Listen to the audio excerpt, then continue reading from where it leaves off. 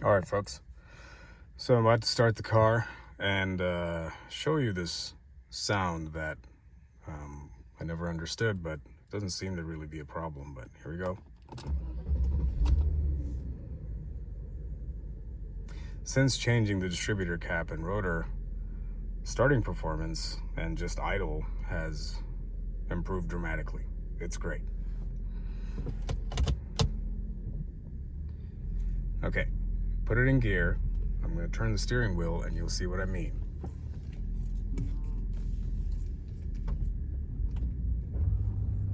There. It's like a motor sound, like a whirring motor sound. Unfortunately, I'll have to stop the car and wait for a minute for it to happen again, so I'll just end the video here. Hopefully you have some idea.